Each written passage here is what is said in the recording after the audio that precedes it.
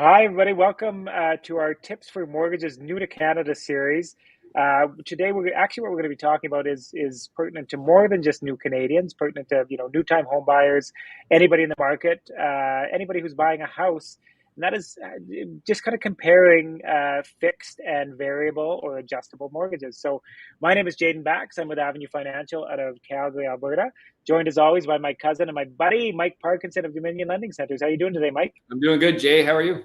I'm loving life, buddy. So let's jump right into this. And so, for those of you who are new to Canada, or maybe you're not, there's basically three main types of mortgages that are broken down between basically two larger types. And so, when you write into a mortgage contract, generally speaking, either you're going to choose a fixed or variable mortgage, right? And so what that means is that with a fixed mortgage, you have a set interest rate.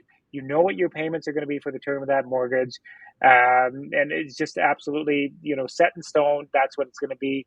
5-year fixed in the Canadian marketplace is far and away the most common mortgage. It is your parents' and grandparents' mortgage, the one that's been around forever, and just kind of the easiest one for us to deal with.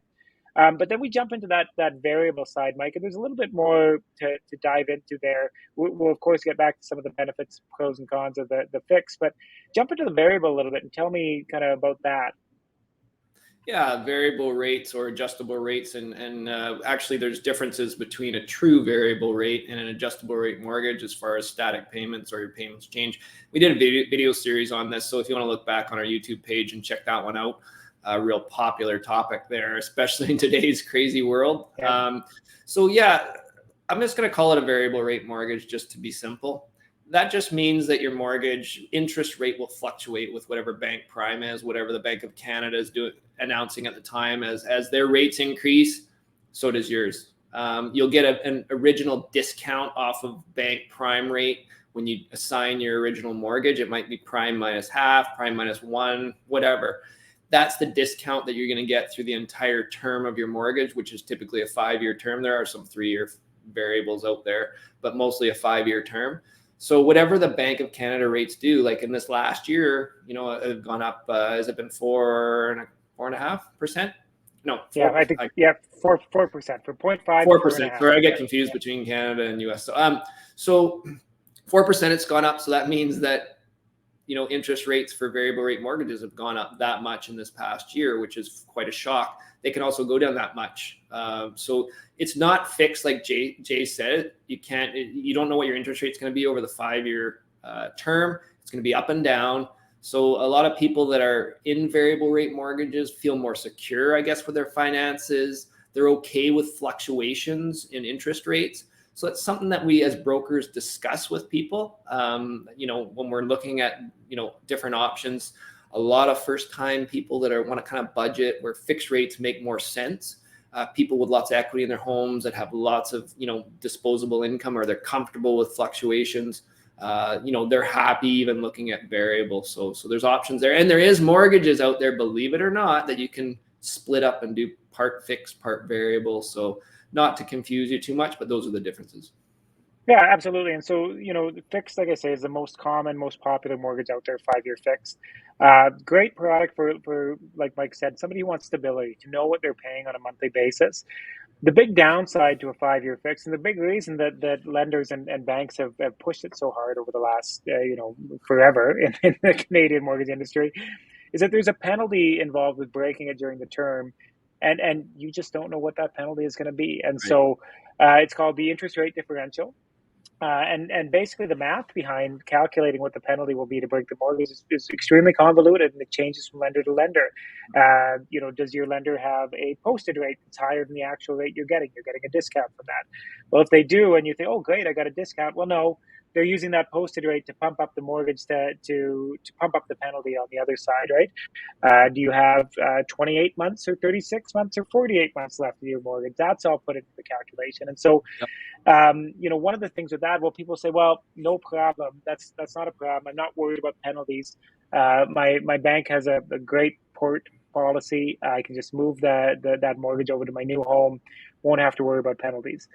Well, what if your bank is way out of market at the time when you want to port?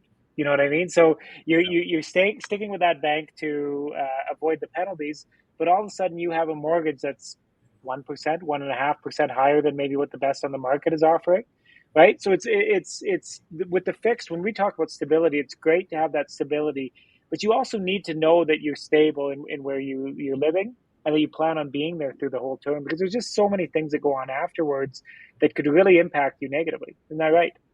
Oh, absolutely. And we've talked about these in our series about, life throws events at people, right? Like divorces, separations, got to move, need to consolidate debt, something's happened.